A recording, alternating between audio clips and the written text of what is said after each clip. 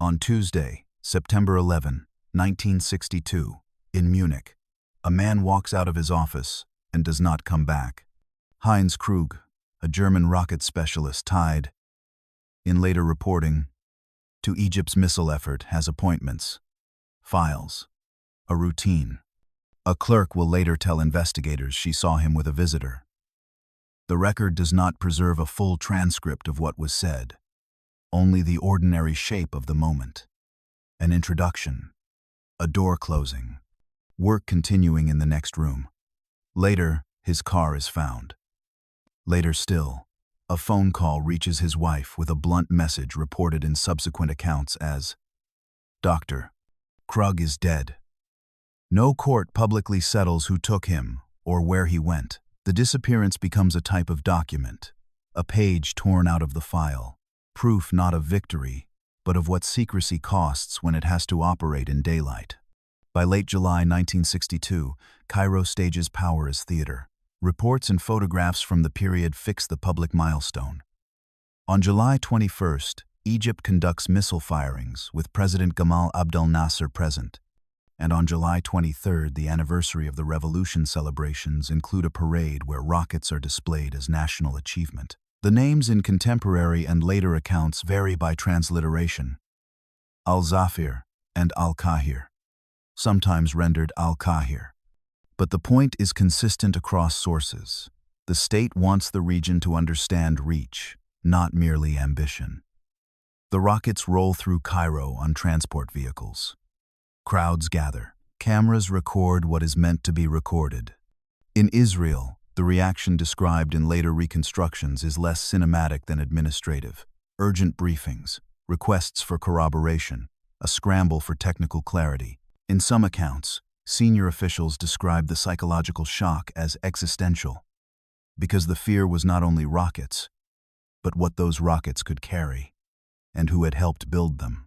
A later intelligence assessment would describe the Cairo parade as deeply traumatic for the Israeli security establishment. This is where the cover begins. Not a disguise, at first, but a framing. The Germans in the story are not presented as commandos. They are presented by Egypt and by their own resumes as engineers. Their legitimacy is bureaucratic. Contracts, travel arrangements, procurement orders, institutional letterhead. That bureaucratic surface becomes the battlefield because it is also the vulnerability. Projects require mail, bank transfers, export licenses, airline tickets, and consular stamps. The early Israeli problem is therefore not how to strike, but how to see. Intelligence services do not stop a weapons program by hating it. They stop it by locating the points where it has to touch the open world. And those points, in 1962, ran through Zurich, Frankfurt, and Munich, through airline counters and postal services, through the quiet machinery of European commerce.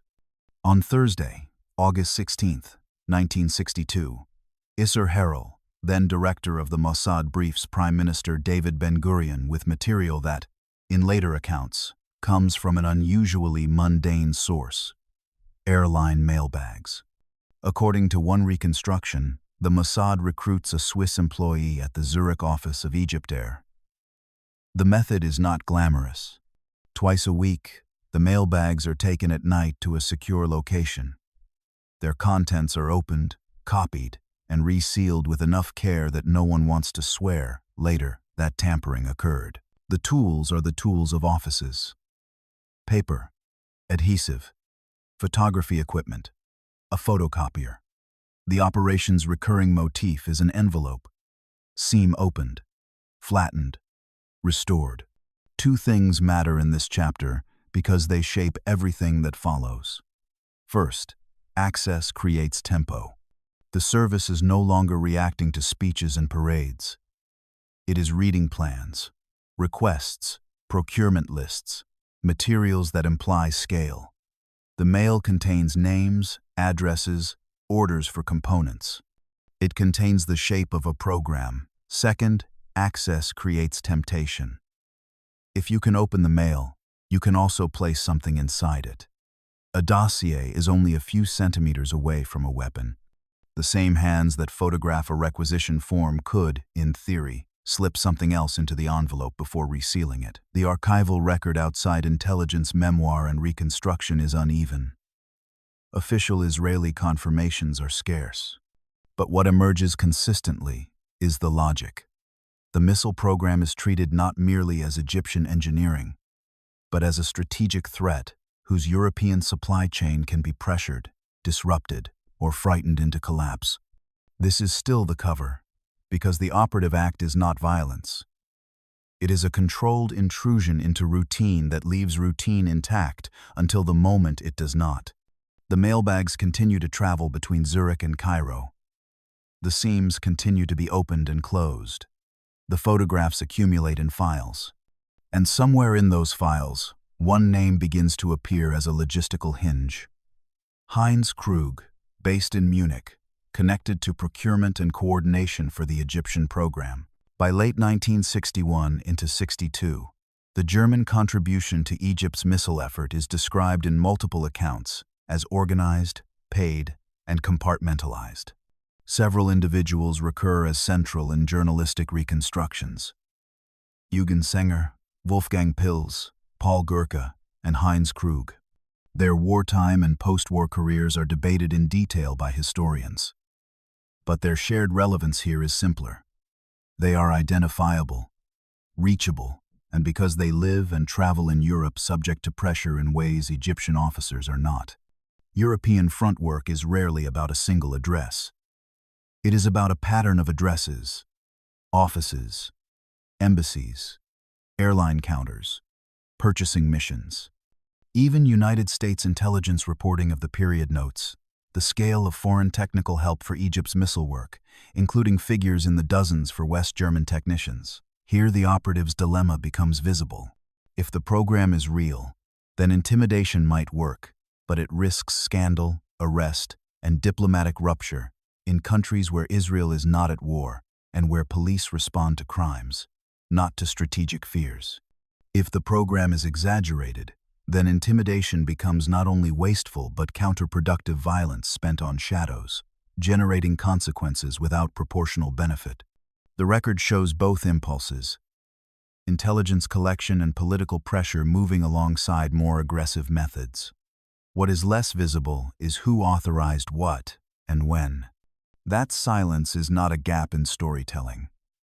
It is a structural feature of clandestine history. Decisions are made in rooms without minutes. Approvals are verbal. The paper trail, where it exists, is designed to be incomplete. A transnational project is never only technology. It is travel schedules and signatures, the fragile parts of ambition that have to pass through customs. And on September 11th, 1962, one of those signatures disappears from the page. Outside Cairo, contemporary reporting describes a military-industrial complex known as Factory 333, associated with missile development and foreign technical assistance. The facility is located in the Heliopolis area, part of Greater Cairo's industrial periphery.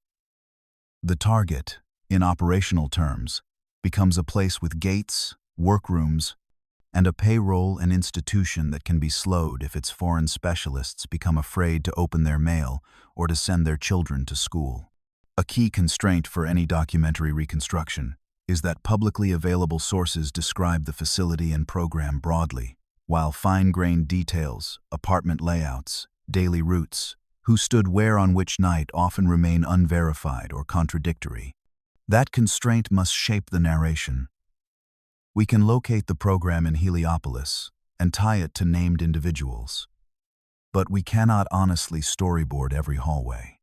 The most verifiable routine is administrative. Contracts and recruitment arrangements, procurement requests sent to Europe, diplomatic mail, security measures described in later accounts as tightening around the German community in Cairo. The program requires coordination across continents. That coordination leaves traces. This chapter must hold moral balance. These Germans are neither faceless villains nor neutral technicians. They are individuals whose work has consequences, and whose personal histories, wartime, post-war, economic, make them uniquely radioactive characters in Israeli political memory. That is why German scientists becomes an explosive phrase in Israeli politics by 1963. It is as much trauma language as it is intelligence language. In covert history, buildings matter because buildings imply permanence, and permanence implies a deadline. A program housed in a facility with payroll and procurement is a program that intends to continue. The deadline sharpens in Munich, where one engineer becomes the story's first blank space. On Tuesday, September 11, 1962, the public record gains an absence. Heinz Krug disappears in Munich. Contemporary press coverage and later reconstructions agree on the core fact disappearance and diverge on mechanics and culpability. One later account places Krug at an office location and describes a meeting with a visitor. It also describes a later discovery of his vehicle and an anonymous call to his wife. What remains unresolved in open court records is the full chain of custody from missing to dead, and whether dead is verified or asserted. For an evidence-only structure, that uncertainty is not a problem to be smoothed over, it is the tension. Operationally, Krug is portrayed in later reporting as a node, a European organizer linked to procurement or coordination. Removing a node can be more efficient than chasing a whole network. But removal is also where a covert operation begins to produce collateral consequences that can outlast the technical problem it was meant to solve. Because disappearance triggers police attention. Families file reports. Journalists ask why. Rival intelligence services, friendly and hostile, notice the method, and the method teaches them something about the operator. Inside Israel, the German scientist's affair becomes a stress test for governance. How much latitude an intelligence chief has. How much political leadership wants plausible deniability. How quickly fear can become a license. The story also begins to split into two clocks. The technical clock. How close are the missiles to operational reliability? And the political clock. How long can a democratic state tolerate a secret war on European soil before it implodes in scandal? A kidnapping is not only an act against a target, it is an act against time, forcing decisions before institutions are ready. If you can reach a scientist in Munich, you can also reach him through what he opens. In the spring of 1963, documentation in United States archives reflects how the affair spilled beyond clandestine circles and into diplomacy. Israeli officials, primarily Isser Harel, with support from Foreign Minister Golda Meir, are described in some accounts as initiating a public campaign via leaks about German scientists in Egypt and feared unconventional payloads.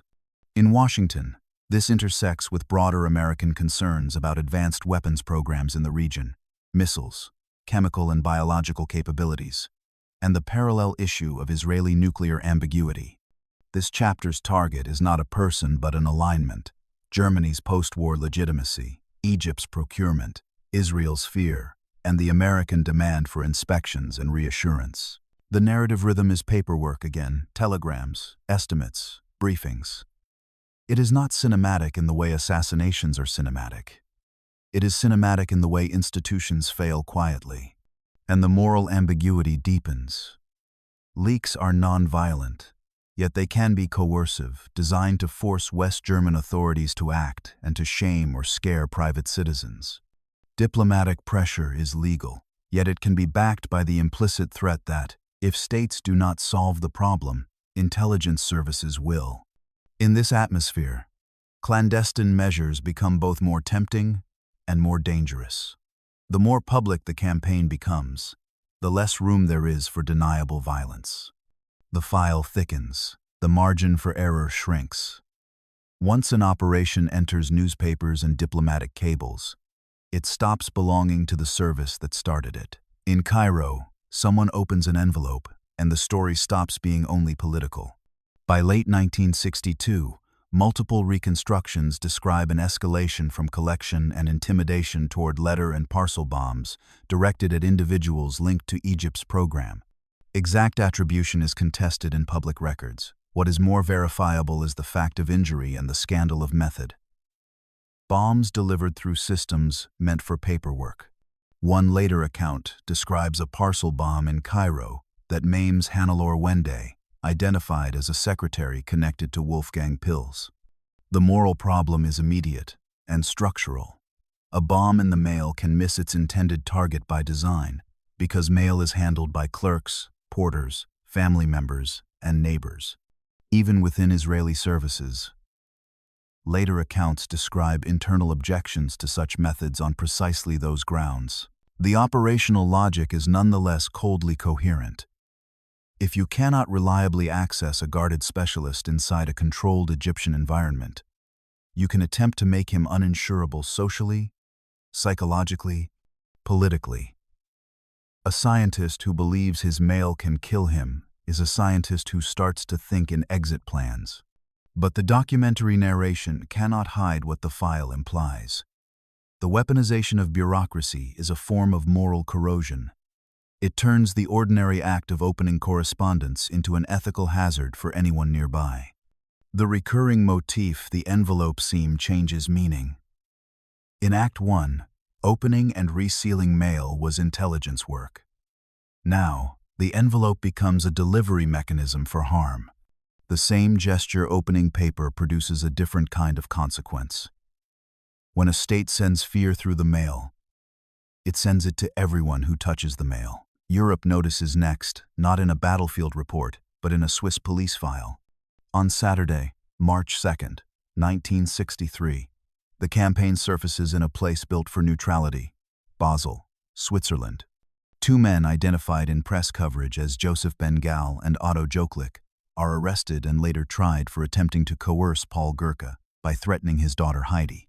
Even here, sources disagree in texture, and the case becomes less about absolute truth than about what can be proven to judicial standards. But the outcome is clear enough. A Basel court finds the two men guilty and imposes short sentences offset by time served, leading to immediate release. Operationally, the arrest is an inflection point. It confirms to European authorities that something covert is happening around the German scientists. It constrains Israel's freedom of movement. It turns intimidation into a diplomatic liability.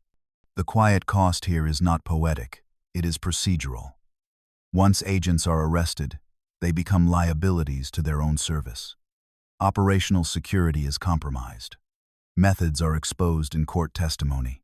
The network of contacts and covers becomes visible to police and rival services.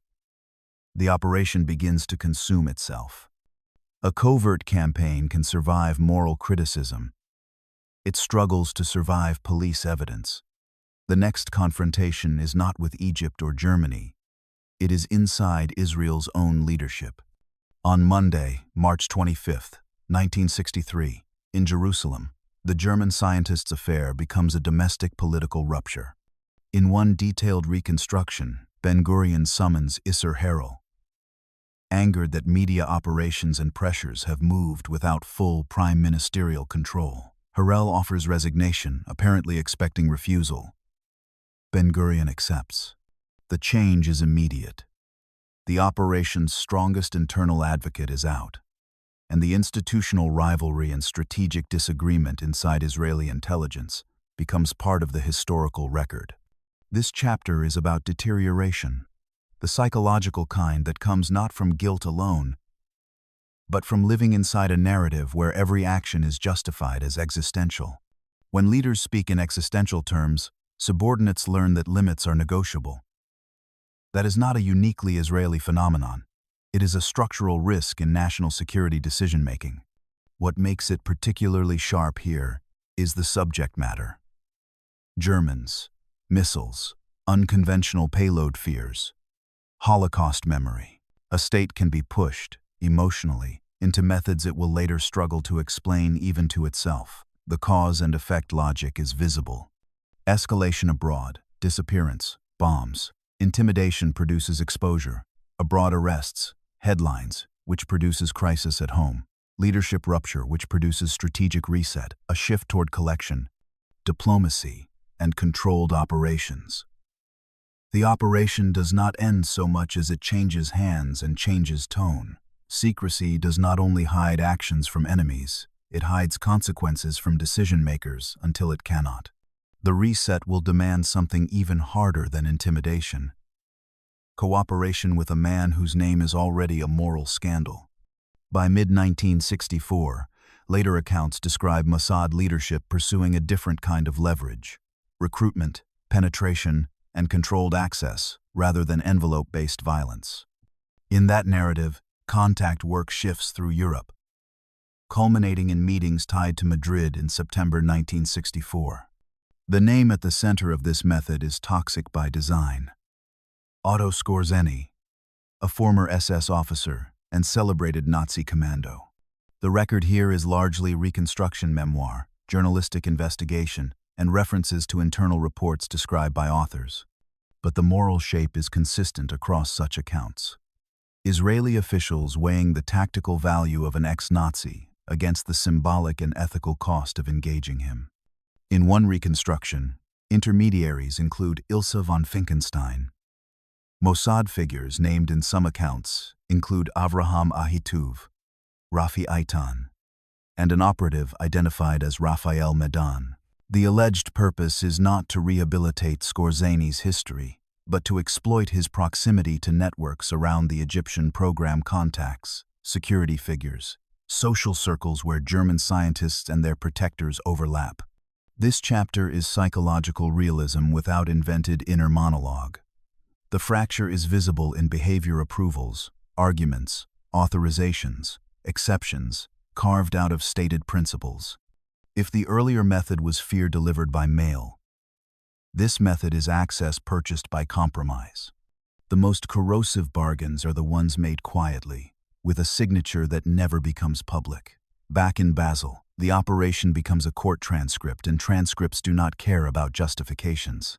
On Monday, June 10, 1963, the Basel proceedings against Bengal and Joklik begin. By Thursday, June 13th, the verdict is delivered. Contemporary reporting emphasizes the legal plainness of the outcome: guilty, short sentences, time served, while also noting how the affair throws a spotlight on Egypt's weapons work and on the shadow struggle around it. Courtroom history is a specific kind of archive. It is not the full truth of an operation. It is what can be said under rules and penalties. It forces a covert campaign into linear narrative: who called whom, who met whom, who threatened whom. The intelligence world prefers ambiguity. The legal world prefers sequence. The scandal value is amplified by the cast. A German scientist working for Egypt, his daughter as witness. Alleged Israeli operatives, Swiss judges. The operation's cover plausible deniability thins when arrests attach names. And yet the trial also demonstrates a core feature of clandestine conflict. Even when exposed, it rarely becomes fully transparent. The deeper allegations, kidnapping attempts, the disappearance of Krug, the authorship of letter bombs, remain in the realm of suspicion and reconstruction, not fully adjudicated fact. Exposure is not the same as revelation. It is simply the moment the world notices the file exists. With violence constrained, the hunt shifts into something slower: break-ins, photographs, and years of watching. Between August 1964 and December 1966, one reconstruction claims Mossad conducts repeated break-ins tied to the Egyptian procurement and communication pipeline, especially at an Egyptair office in Frankfurt, described as being entered dozens of times and used to photograph large volumes of documents. This is tradecraft returning to its earlier form.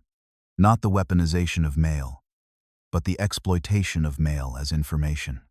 The stated strategic logic, again, in reconstruction, is pragmatic. Determine the true state of Egyptian missile progress.